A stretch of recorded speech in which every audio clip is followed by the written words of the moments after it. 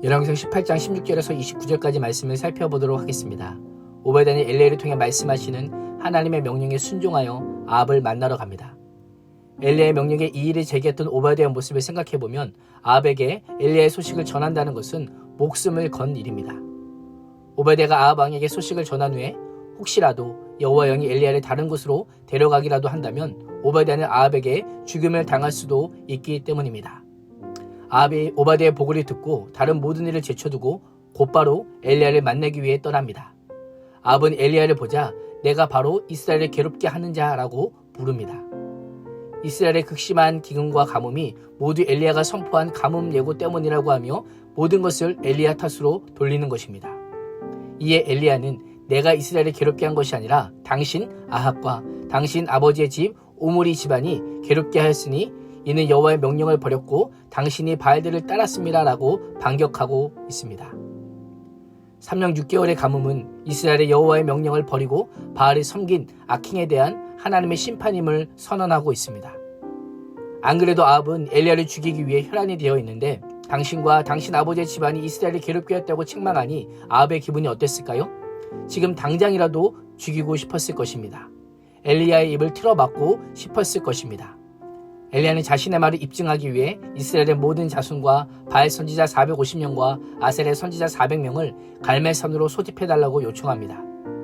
엘리야는 가뭄의 원인이 누구에게 있는지를 밝히고 온 이스라엘 백성이 여호와가 참 하나님이심을 경험케 하여 하나님께 돌아올 수 있는 기회를 만들고자 하였던 것입니다.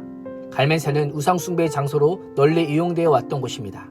바다로부터 몰려오는 비가 내리는 땅의 시작이었기에 산 정상에서는 기후의 신을 섬기는 성소가 있었다라고 합니다.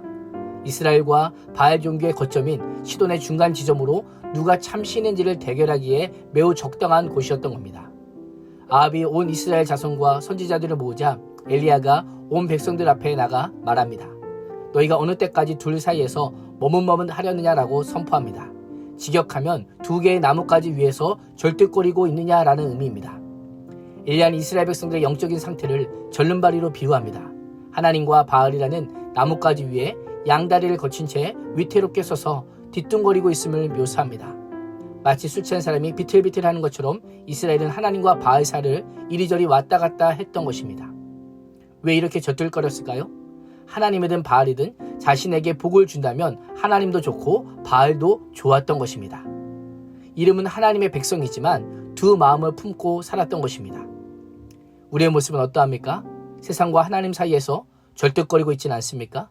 돈과 하나님, 권력과 하나님, 명예와 하나님, 그 위태로운 나뭇가지 위에서 비틀거리고 있지는 않으십니까? 신앙은 하나님만이 살아계신 참신이심을 믿고 하나님만을 온전히 따르는 것입니다. 이스라엘 백성들은 자신의 몸을 튼튼하게 지탱해줄 하나님 편에 서야 했습니다. 이스라엘의 진정한 안식과 풍요를 주는 하나님을 따랐어야만 했던 것입니다. 엘리야는 백성들의 미지근한 신앙을 지적하며 여호와가 하나님이시면 여호와를 따르라. 그러나 바알이 하나님이면 바알을 따르라라고 선언합니다. 엘리야의 선언에 백성들은 양심에 찔렸을 것입니다. 그러나 백성들은 한마디 대꾸도 하지 않습니다. 이 모습은 백성들이 얼마나 극심한 신앙적 혼란 가운데 있는지를 보여줍니다. 양다리를 걸친 채 혼합주의 신앙을 넘어 하나님보다 바알에 더 마음이 기울어져 있음을 시인했던 것입니다. 양심의 찔림과 회개는 다릅니다. 양심이 찔리는 것은 양심이 불편하고 거리낌이 있는 것입니다. 그러나 회개는 자신의 죄를 인정하고 죄에서 돌이켜 변화된 삶으로 나아가는 것입니다. 이스라엘 백성들은 양심의 찔림이 있었을지는 몰라도 회개하지 않았습니다. 엘리야는 백성들을 향해 여호와의 선지자는 나만 홀로 남았으나 바알의 선지자는 450명이로다 라고 말합니다. 홀로 바알의 선지자 450명과 싸워야 하는 자신의 처지를 밝히고 있습니다. 엘리야는 절대적인 술적 열쇠에도 불구하고 어느 신이 진짜인지 가리기 위해 각 신에게 번제물을 바치고 불로 응답하는 신, 그가 바로 하나님이다라고 제안합니다. 엘리야가 신앙의 결단을 촉구할 때는 아무 대꾸도 하지 않았던 백성들은 엘리야의 제안에 만족하며 그 말이 옳습니다라고 대답합니다. 바알은 폭풍의 신이기에 번개를 쳐서 제물에 불을 붙이고 태양과 불을 주관하는 신으로 알려져 있기에 제물 위에 쉽게 불을 내릴 수 있다라고 생각했던 것입니다. 백성들까지도 모두 바알 편에 서 있음을 오늘 본문은 보여주고 있는 것입니다. 엘리야는 바알 선지자들에게 너희 수가 많으니 우선권을 주겠다라고 말합니다. 만약 바알 선지자들이 제단에 먼저 불을 붙이기라도 한다면 엘리야는 하나님의 이름을 부를 기회조차 없을 수 있습니다. 그럼에도 불구하고 우선권을 주는 이유가 무엇입니까? 바알이 허구임을 먼저 보이기 위함입니다. 어떤 경우에라도 불이 내려올 리 없기 때문입니다. 엘리는 여호와 하나님에 대한 강력한 믿음과 확신이 있었던 것입니다. 제안대로 바알 선지자들이 먼저 기도를 하지만 아무 소리도 없고 아무도 응답하지 않습니다. 그러자 이번에는 자신들이 쌓은 제단 주위를 둘러 뛰기 시작합니다. 26절에 뛰놀더라라고 하는 표현은 21절에 머뭇하려느냐라는 동사로 이 또한 절뚝거리다라고 하는 의미입니다. 엘리야는 절뚝거리는 바알 선지자들을 비웃으며 더 큰 소리로 하라고 합니다.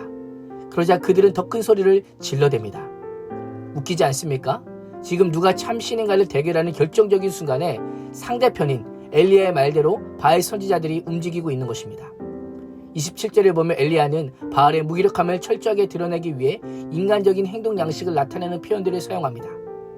이를 통해 바알은 신적인 존재가 아니라 인간과 같은 유한한 존재요 헛된 존재임을 드러내고 있는 것입니다.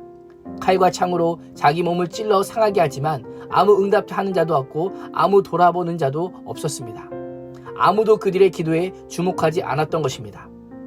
이는 바알 자체가 존재하지 않는 허상임을 알려줍니다. 바알은 대답할 수 없는 신이요 살아있는 신이 아님이 입증되었던 것입니다. 오늘 하루 하나님과 세상 사이에서 절뚝거리면서 세상의 것에 더 많은 생각과 관심과 마음을 두고 있지 않은지를 돌아보며 하나님만을 참신으로 섬기는 믿음의 사람이 될 수 있기를 주님의 이름으로 축복합니다. 기도하겠습니다.